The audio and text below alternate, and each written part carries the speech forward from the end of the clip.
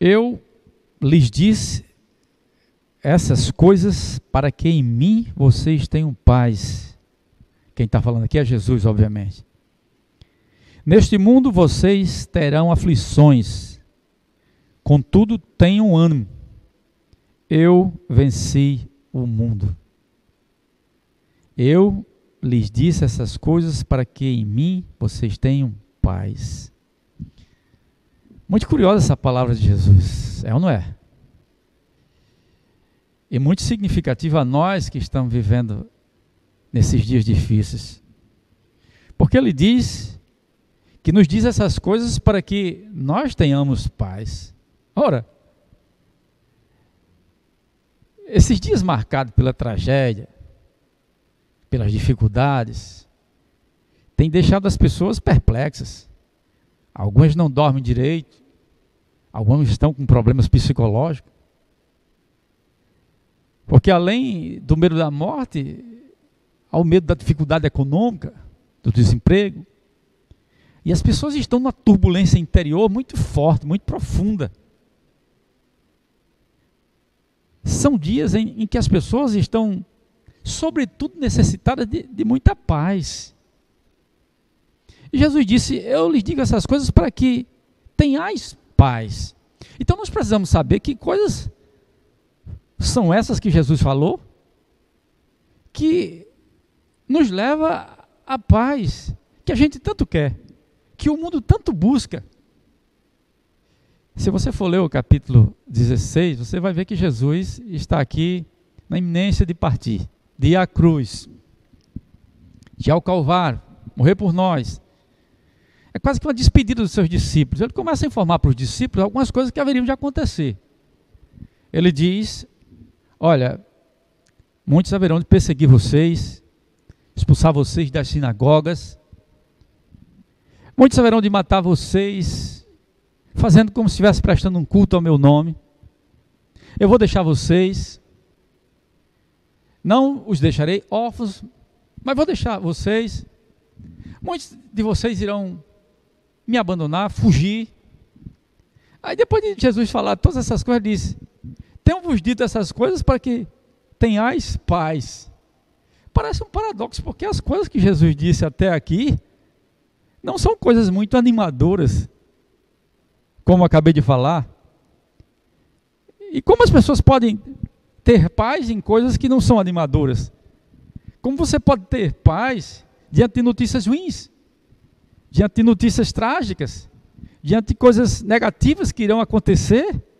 Humanamente falando, é para você se sentir apavorado, é para você se sentir angustiado diante de notícias ruins. Mas Jesus disse, tenho-vos dito essas coisas para que em mim tenhais paz. Como a gente vai ter paz diante de coisas como essa? Jesus, ao falar essa palavra, nos traz uma concepção diferente do mundo a respeito da paz. Porque a paz para o mundo é uma coisa, a paz para Jesus é outra coisa. O mundo só concebe a paz na ausência de tudo quanto é de sofrimento, tudo que é de tribulação. Eles imaginam que só estarão em paz quando tudo estiver bem para ele, quando tudo estiver perfeito, quando estiver vivendo um paraíso. Quando houver dificuldades em casa, quando houver falta de recursos, quando estiver tudo em harmonia dentro de casa, quando estiver passando por nenhuma crise. Mas a paz, de acordo com o que Jesus fala na sua palavra, não é a ausência de tribulações, de dificuldades. Paz é diferente. Paz é a serenidade no meio da crise e da tribulação. Fizeram uma vez um desafio com pintores, para cada um pintar um quadro e descrever no seu quadro um significado, um conceito de paz. E um dos pintores pintou exatamente em tons fortes, em cores fortes, um mar revolto, um rochedo assim próximo às ondas, e nesse rochedo tinha um passarinho numa fresta, muito tranquilo, cantando, enquanto tudo à sua volta estava turbulento. E foi o quadro vencedor, que trouxe um sentido real de paz, que é a tranquilidade no meio da crise. E é isso que Jesus faz. Jesus ele nos dá tranquilidade no meio da crise. é como ele disse, deixo-vos a paz, a minha paz vos dou, não a dou como o mundo dá, porque a paz do mundo, ela é fruto da tranquilidade, ela é resultado de situações boas que as pessoas vivem, pelo menos é assim que o mundo concebe, mas a verdadeira paz é aquela tranquilidade que você tem, mesmo em meio às adversidades, mesmo em meio ao sofrimento, mesmo em meio à tribulação. E isso só quem faz é Deus. Só quem faz é Deus. Você vê muitas vezes pessoas que são de Deus, crentes no Senhor Jesus Cristo, que tem uma fé aprimorada, às vezes ele está passando por situações tão difíceis na sua vida, na sua casa, na sua saúde, mas ele está lá cantando, ele está louvando a Deus. E as pessoas que lhe cercam ficam muitas vezes sem entender como alguém vivenciando uma situação daquela e está tão tranquilo, enquanto ela diz, se fosse comigo, eu estaria apavorado. Como explicar o negócio aquele? Jesus, que nos dá a sua paz. E essa paz não depende de circunstâncias, não depende de situações. Aliás, é essa paz que Jesus nos dá, que faz diferença na nossa vida e que apresenta um grande testemunho àquelas pessoas que estão à nossa volta.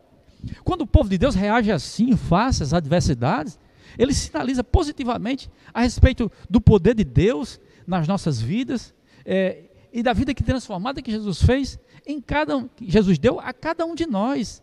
Aí é o momento que a gente tem para dar razão da esperança que é em nós. As pessoas vão querer saber por que a gente reage dessa forma, por que a gente está tão tranquilo, por que a gente tem essa paz passando por situações assim tão adversas. Então, a paz que Jesus nos dá, ela não é fruto de acordo que é feito entre as pessoas. A paz não é resultado de ações diplomáticas dos homens para reatar os relacionamentos. A paz é o resultado de um bom relacionamento com Deus. Por isso que o apóstolo vai nos dizer assim, justificados, pois, mediante a fé, temos paz com Deus, por intermédio do Senhor Jesus Cristo. Então Jesus Cristo disse assim, olha, tenho-vos dito essas coisas para que tenhais paz. É como se Jesus estivesse antecipando para nos preparar. Porque quando você é pego de surpresa a respeito de algo negativo que acontece, é uma coisa, mas quando você já é preparado, é outra. E quando você é preparado e tem Jesus no seu coração, aí a reação é muito diferente. Diz, tenho-vos dito essas coisas para que em mim tenhais paz. No mundo tereis aflição, disse Jesus. Eu amo essa palavra de Jesus, porque Jesus foi absolutamente sincero com cada um de nós. Ele nunca quis enganar quem quer que seja. Ele nunca veio dizer para nós que a vida cristã seria fácil. Que ser crente seria um mar de rosa. Que aceitando a Jesus, a nossa vida daqui para frente seria tudo ok. Há umas igrejas irresponsáveis, e pastores também irresponsáveis, que ficam com as pregações duvidosas em seus púlpitos, afirmando às pessoas que se elas vêm a Jesus Cristo, se elas contribuem, se elas são fiéis, se elas são isso, se elas são aquilo outro, a vida delas vai ser um paraíso. Elas vão ter dinheiro, elas vão ter saúde perfeita, elas vão ter carro, vão ter apartamento, elas vão ter tudo. Há até alguns que dizem assim, eu não sou dono do mundo, mas sou filho do dono. Como quem dizendo, se eu sou filho do dono, eu posso tudo, eu tenho tudo. Jesus não me colocou por cauda, mas por cabeça. Há muitas pessoas vivendo esse triunfalismo como se a fé fosse algo assim, completamente ausência de sofrimento e de dificuldade. Jesus sempre foi sincero, disse, olha, no mundo vocês tereis aflições. Quando ele disse aquele jovem para lhe seguir, se prontificou e disse, seguir-te-ei por onde quer que fores. E Jesus disse, olha, as aves do céu têm seus ninhos e as raposas têm seus covis, mas o filho do homem não tem onde reclinar a cabeça. Se o filho do homem não tem onde reclinar a cabeça, se ele vive errante, sendo perseguido, maltratado, não tem nenhuma casa definida para morar, que vive de um lado para outro, aqueles que lhe seguem deve estar disposta às mesmas coisas. Não há facilidade na fé. A fé não é um mar de rosa. Existe as dificuldades, existe as aflições do mundo. No mundo tereis aflições, disse Jesus. As pessoas que entram na fé e não estão preparadas para isso, o que é que acontece? Elas logo se escandalizam, como tem acontecido com muitas pessoas, fraquejam em sua fé e abandonam. Diz, eu entrei na igreja, eu levantei minha mão, pensava que minha vida ia melhorar, e agora o que está acontecendo? Ficou pior do que o que estava na concepção delas, por conta das aflições que sobrevêm sobre suas vidas. Aí elas acabam se escandalizando e voltam para de onde elas vieram. Então Jesus foi absolutamente sincero nisso. No mundo tereis aflições. Por que nós temos aflições nesse mundo? Ora, nós temos aflições nesse mundo por várias razões. Primeiro porque nós vivemos num mundo que é dominado pelo diabo. O mundo é palco de atuação do diabo, irmãos. Todos nós sabemos disso. Deus fez um mundo maravilhoso. Dentre todos os planetas existentes, nenhum é como a Terra. Porque a Terra é o local que Deus fez para nós. Um local lindo. E tinha de tudo. Vida. Em abundância. As belezas. Como até hoje há. Quando o diabo se revoltou contra Deus, 1/3 dos anjos que se tornaram demônios pegaram carona na sua revolta e foram expulsos para aqui. Para a terra, né? E aí tornou o nosso mundo mais difícil de viver. Lembra quando os filhos de Deus foram se apresentar perante Deus, quem ia no meio? O diabo. E Deus perguntou, de onde vens? Ele disse, de rodear a terra, de passear por ela. Ele está fazendo até hoje. O mundo é o palco de atuação de Satanás. Aí se explica por que as aflições que nós passamos. Porque Satanás e os seus anjos, não podendo contra Deus, contra quem ele vai estender sua mão? Contra nós que somos filhos de Deus. Porque a forma que ele tem de machucar a Deus, como se ele pudesse fazer isso, é nos machucando. Quando as aflições batem em nossa porta, é fácil logo a gente se voltar em crítica a Deus, em murmuração contra Deus. Mas a gente não percebe muitas vezes a mão do diabo por trás. Claro, tudo sob permissão de Deus, porque Deus é soberano, reina sobre tudo, governa sobre tudo. O diabo não é uma força rival a Deus, mas a mão dele está ali. É por isso que nós temos guerra, nós temos crime, nós temos prostituição, nós temos tantas coisas ruins no mundo. E tem gente que diz que não acredita no diabo. Eles são cegos, que não enxergam essas coisas ruins que existem no mundo. O mundo é palco de atuação de Satanás. É por isso que nós enfrentamos as aflições, porque a mão do diabo, muitas vezes, está no meio delas, para dificultar a nossa vida e tentar nos afastar de Deus. Por isso nós temos as aflições do mundo. A Bíblia diz que o mundo inteiro jaz no maligno. Ora, nós temos aflições no mundo, por quê? O mundo não gosta do crente. O mundo não gosta do crente. O crente nesse mundo ele é perseguido, ele é maltratado. Eu gosto muito de ler, às vezes, comentários de revistas, e às vezes quando eu estou numa revista na página do UOL, que diz respeito a pastor, que diz respeito à igreja, eu vou olhar os comentários, e eu fico impressionado com a hostilidade que eu vejo nos comentários contra os pastores, contra as igrejas, contra os crentes, coisas assim absurdas, palavras absurdas, sem que os crentes tenham feito nada. Os crentes, o povo de Deus, não precisa fazer nada, nem matar, nem roubar, ou qualquer outra coisa para ser odiado pelo mundo, basta que ele seja crente e viva como crente. Todos que querem viver piedosamente em Cristo Jesus, diz Paulo, hão de padecer perseguições. E como você explica isso? O mundo não gosta do povo de Deus. Jesus disse, olha, por que o mundo vos odeia? Porque ele odiou primeiramente a mim. Ele odeia a Deus. E odeia o povo de Deus. As obras que nós praticamos como povo de Deus não agradam às obras do mundo. As nossas obras são feitas na luz. As obras que o mundo faz são feitas nas trevas. A luz veio ao mundo, mas os homens amaram mais as trevas do que a luz. Por quê? Porque suas obras eram mais. Está explicado por que o mundo persegue o povo de Deus e por que para o povo de Deus é difícil no mundo e tem tantas aflições no mundo. As obras que eles praticam são obras de justiça. E quando nós praticamos obras de justiça, nós incomodamos aqueles que vivem na injustiça. É uma consequência natural. Logo o mundo se torna o nosso rival. Porque acha que a gente quer ser melhor, que a gente quer ser besta, que a gente quer ser isso, quer ser aquilo outro, porque a gente vive corretamente, retamente diante de Deus.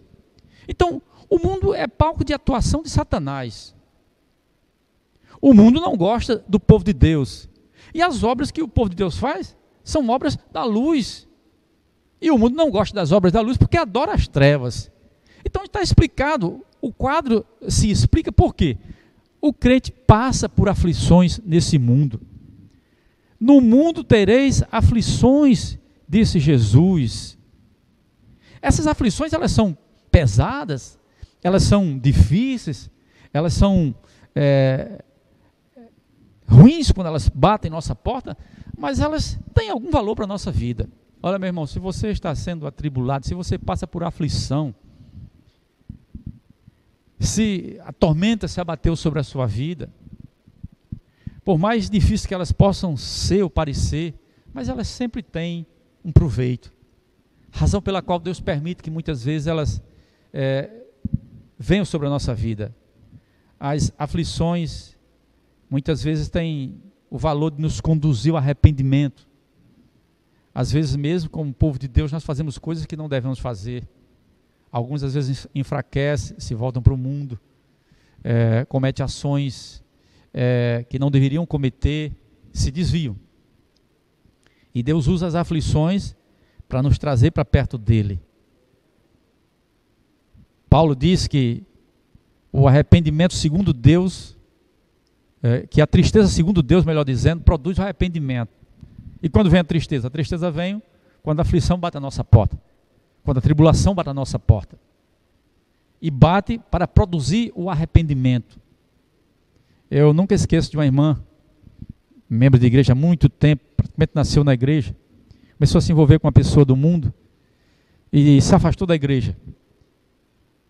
Ela ia para os bares, tomava cerveja, curtia a praia, ia para a festa. Chegou a um ponto que o próprio namorado dela, não sendo evangélico, a chamava para vir à igreja, mas ela rejeitava, ela não queria. Até que ela contraiu um problema sério de saúde no estômago e ficou entre a vida e a morte. Muita coisa dentro do estômago dela apodreceu, quase morre. E ela disse, eu clamei a Deus e percebi que Deus permitiu que tudo aquilo acontecesse com a minha vida para eu voltar para os seus caminhos. E ela voltou. E eu ouvi ela dando esse testemunho lá na frente, de que tudo que aconteceu foi a mão de Deus sobre ela para lhe trazer ao caminho. As aflições muitas vezes vêm à nossa vida para nos conduzir ao arrependimento. Então tem um valor. As aflições promovem o nosso amadurecimento espiritual, nos aprimora, a gente sabe disso. Paulo em Romanos 5 ele diz que a tribulação produz experiência, experiência, esperança. Uma pessoa que é atribulada, uma pessoa que passa por aflições e resiste bem a essas aflições, ela será uma outra pessoa. Você começa a conversar com duas pessoas que já passou por muitas provas na vida e venceu, e uma pessoa que nunca foi provada. Você vê que a pessoa que já passou por grandes provações na vida é uma pessoa experiente, uma pessoa abalizada, uma pessoa que cresceu. Então as aflições, ninguém gosta de passar por elas, mas elas nos amadurecem, é como disse Jó, né? Eu te conhecia só de ouvir, mas agora os meus olhos te veem. Jó, depois daquela experiência, ele se deu conta de que ele cresceu, de que a intimidade com Deus era maior. Ele não era mais a mesma pessoa. Deus era uma realidade de conceito, agora é de experiência que ele teve com Deus em meio àquela prova.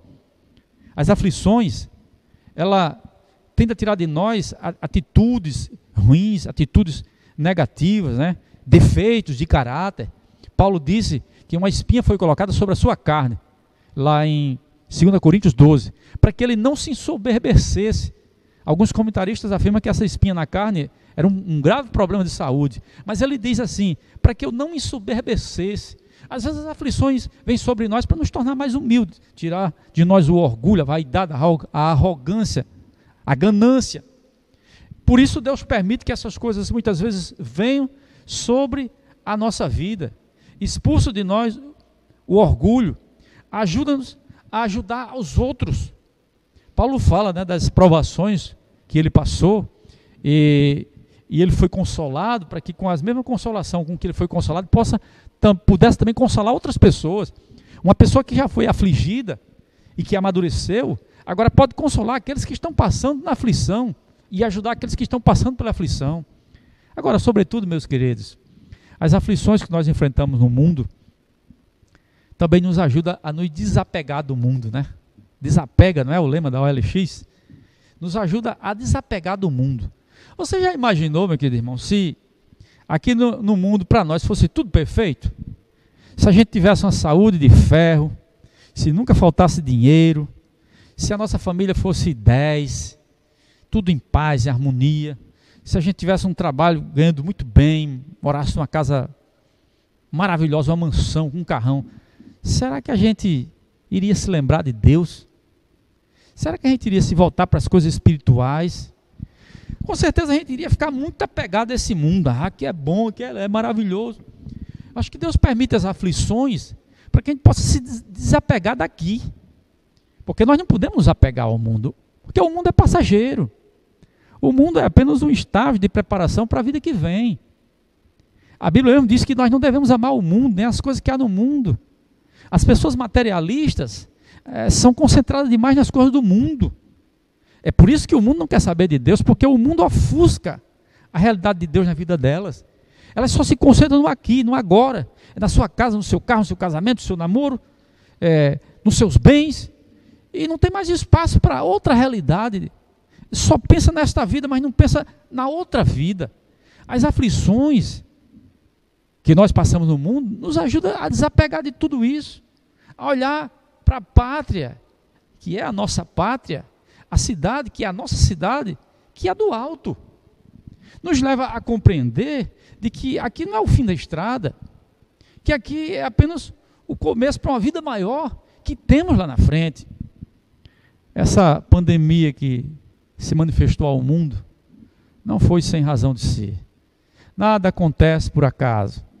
Os estudiosos sempre apelam para a natureza, para os fenômenos naturais, dos vírus, das bactérias, e os cientistas sempre dão as suas explicações, mas a gente sabe que a natureza quem fez foi Deus, e toda ela está nas mãos de Deus, e Ele a move como Ele a quer para os fins que Ele quer.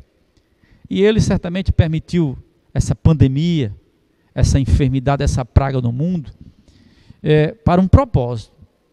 Eu sei que nesse exato momento muitas pessoas já estão refazendo suas vidas, estão repensando seus valores, e estão elas na iminência de uma morte, porque pode acontecer com qualquer um, elas estão repensando a realidade da vida.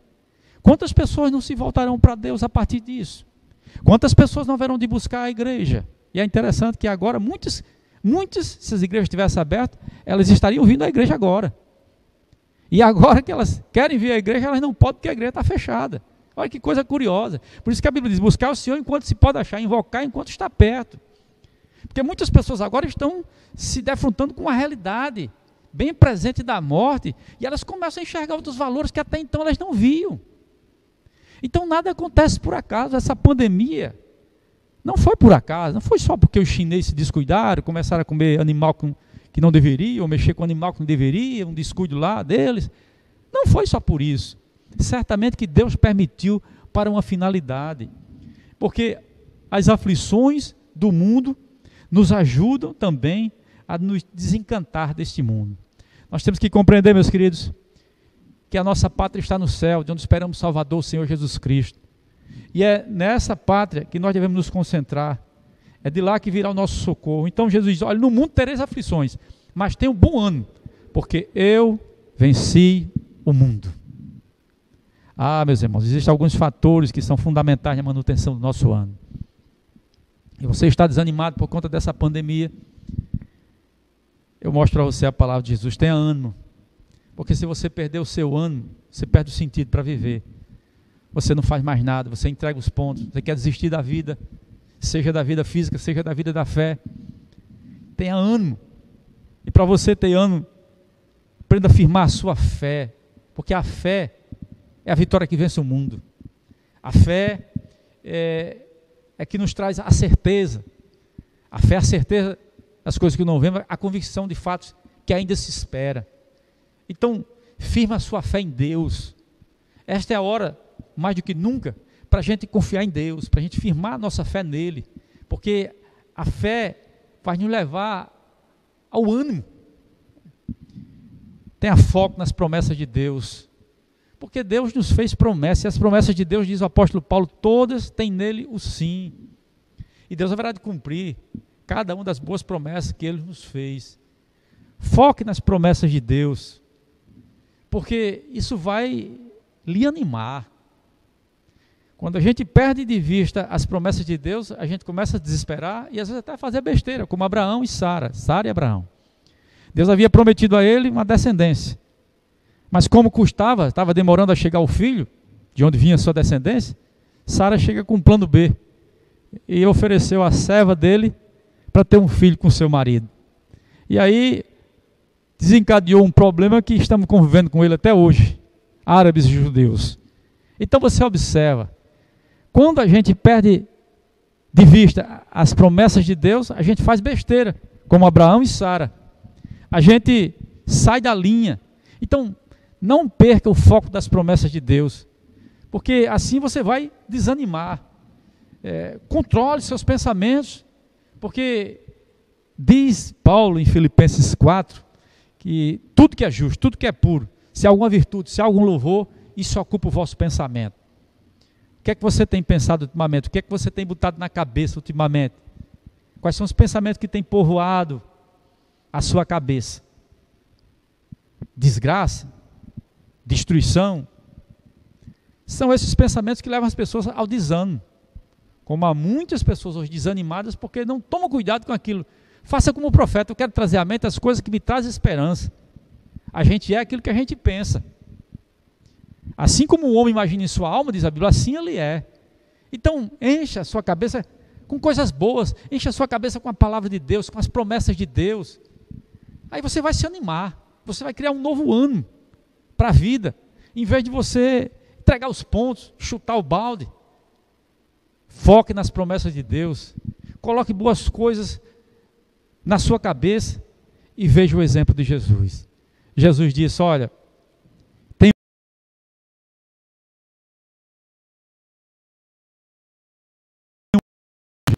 homem de dor, que sabe o que é padecer, como diz a Bíblia. Sofreu as aflições, as contradições dos pecadores, foi levado à cruz injustamente, só fazia o bem, mas teve de volta o mal. Tentado em todas as coisas, mas em tudo sem pecado. Ninguém sofreu tanto como Jesus, ninguém padeceu tantas aflições como Jesus. Mas Jesus venceu o mundo. Se Jesus venceu o mundo, eu também posso vencer. Você, meu irmão, também pode vencer o mundo. Então essa não é hora para a gente desanimar. É hora para a gente levantar a nossa cabeça, olhar para o alto de onde vem nosso socorro. O nosso socorro vem do Senhor que fez os céus e a terra. Então, meu irmão, levanta a sua cabeça. Não fique a sua noite sem dormir. Não fique estressado, ansioso, porque isso em nada vai ajudar. Só vai complicar a tua situação. A situação é ruim, pode ficar pior. Mas Jesus está no barco, Jesus está no comando da sua vida. Nem um pardal cai por terra sem o consentimento do nosso Pai. Eu carrego comigo essa esperança, por isso que todos os dias eu durmo tranquilo. Durmo em paz e levanto, porque o Senhor me faz repousar seguro. Que Deus lhe abençoe e lhe ajude a abraçar essas palavras de Jesus. Tenho-vos dito essas coisas para que em mim tenha paz. No mundo tereis aflições, mas tenham um bom ânimo, porque eu venci o mundo. Essa situação vai passar, todos nós sabemos. Essa crise vai passar. E nós vamos contar a vitória em nome de Jesus. Amém, meus irmãos? Vamos orar. Vamos encerrar. Vamos agradecer a Deus por mais um dia que Ele nos dá. Nosso Deus, nosso Pai Celestial, nós te louvamos. Nós te agradecemos pela tua palavra que nos traz ânimo, nos traz esperança, nos faz levantar a cabeça em meio a dias difíceis. Nos ajuda, Senhor Deus, a levantar os nossos olhos para o Senhor, a não nos deixarmos abater pelas aflições do mundo, principalmente como nós estamos vendo nos nossos dias. Que o Senhor conforte o teu povo, que o Senhor fortaleça o teu povo, que o Senhor derrame graça sobre a vida do teu povo, pois é a nossa oração em nome de Jesus, que vive e reina para sempre. Amém e amém. Deus abençoe, meus irmãos.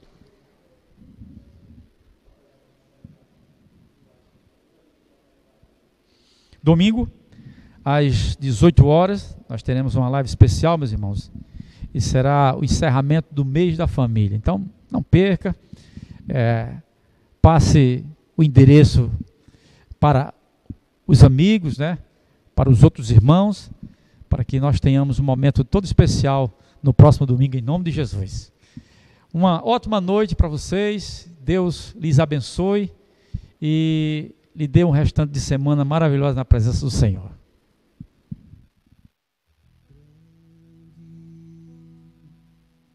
É o Senhor e muito digno de louvor. Na cidade do nosso Deus, seu santo